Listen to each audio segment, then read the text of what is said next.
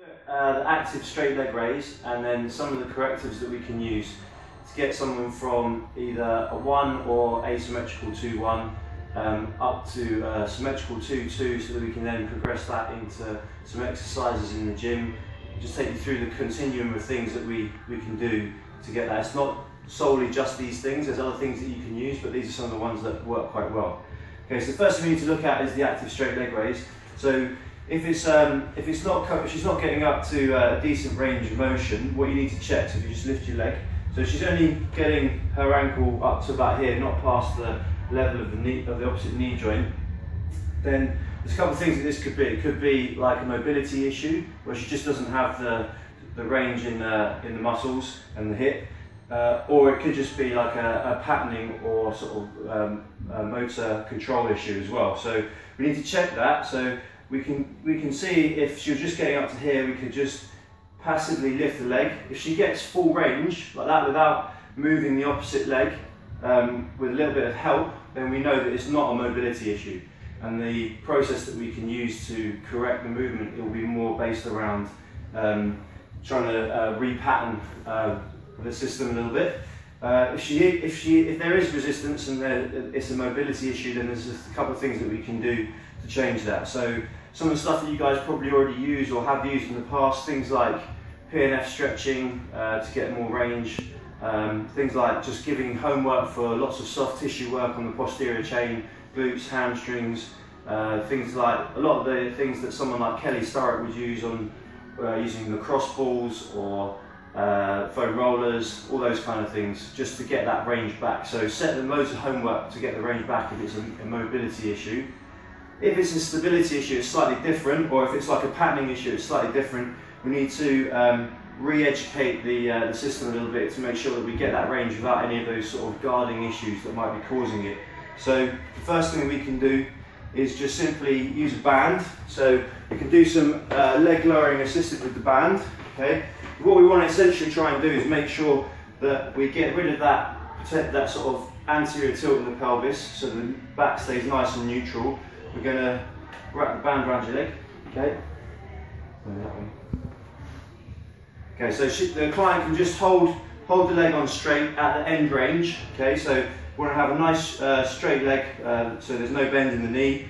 Ankles flexed, so dorsiflexed up towards the shins. And this leg stays where it is, and then we're just going to try and bring the other leg up, okay, so it's level, get to full range on that leg, and then it's about the lowering part of the movement. We want to try and make sure that the coordination in the core is switched on, so that when she lowers the leg, there's no rib flare, there's no excessive extension in the lower back, and she controls that on the way down and then brings it back up. Okay, so all the time just trying to maintain that position with the spine.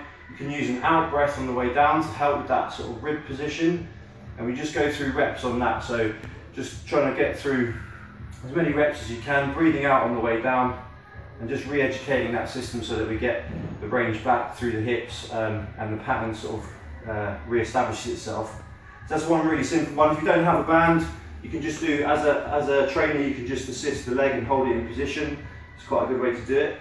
Okay, and then we can progress that by getting to a similar position. So we can do the other leg up, lift this leg up, and then just holding the other leg bent, so bend this knee, hold the foot off the floor, and then we're just going to work that pattern again with this moving leg. Okay, so it's going to be a little bit harder on the core with this foot just off the floor, okay, with the knee bent there, less assistance from the band, but again we're just trying to re-educate so we can get that hip separation and not too much compensation going on through the lumbar spine. So you do that on both sides, and then you can progress that further with both legs up. Okay. Again, these are all quite good sort of core exercises that you could throw in at the end in your session anyway, even regardless of any corrective work. And then we're just going to do keeping one leg up and this one going down. So no assistance, and just really focusing on keeping that core switched on, getting that out breath on the way down so that the spine stays nice and neutral the whole time. Okay. So we're just going through reps like that. So hopefully you should see some progress with those kind of exercises, especially if it's more of a stability issue or a patterning issue, because you'll see sort of quicker change necessarily than you would if it was a mobility issue. mobility can take a little bit longer to change over time, but you want to establish that mobility first. Then what you can do from there to keep it moving along the continuum, so with this client you probably wouldn't have been doing any too much deadlifting or hip hinging until you'd clear this. But once you've got a symmetrical 2 on both sides, that might take a week, or even you could do it within the session, depending on the client.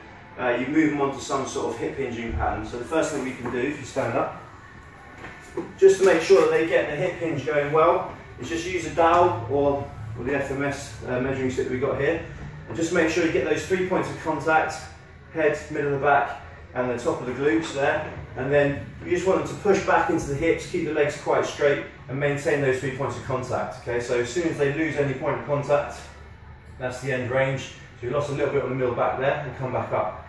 And just get them to rep out that a few times, working on that hip hinge. You don't need to do too much cueing with this, because all the cues are done by the dowel. So if she loses any position of contact there, she knows she's lost the sort of hip hinge that we're looking for. Okay, so you can work through that kind of movement pattern, up and down. Okay, and then once you're happy with that, you can move on to using a little bit of resistance, and we'll go for initially like a kettlebell RDL. So you want to position the kettlebell a little right back towards the heel, so just come forward a little bit. Okay, and then we're just going to pick up the kettlebell, hinge back, pick it up. Okay, and then pick it all the way up, stand up, and then we're just going to go through RDL. So it's not all the way down to the floor, slightly less range than you would all the way down to the floor. Just work through that first. So it's the next step on the continuum. And then you could also, if you want to lift from a dead weight, you could also lift from a raised platform, just reduce the range a little bit, and then you would go from all the way from the floor. So you can work it right down to the floor. It's just the key to make sure that you position the kettlebell towards the heels on this deadlift, so they're really getting back into the heels and hip hinging properly. Okay. And then the last sort of progression on the continuum, so pop it down, which you don't need to demonstrate in this space, but it would be something along the lines of a sort of a hard style kettlebell swing. So just putting power into the movement and explosiveness into the movement once you've got all those things in place. And that would be the last sort of part of the continuum that you would go to, making sure that you've got all those other things in place, so we're not putting fitness on top of dysfunction, we're clearing the dysfunction first, and then progressing all the way through that kind of those exercises that we did there. Okay, all good.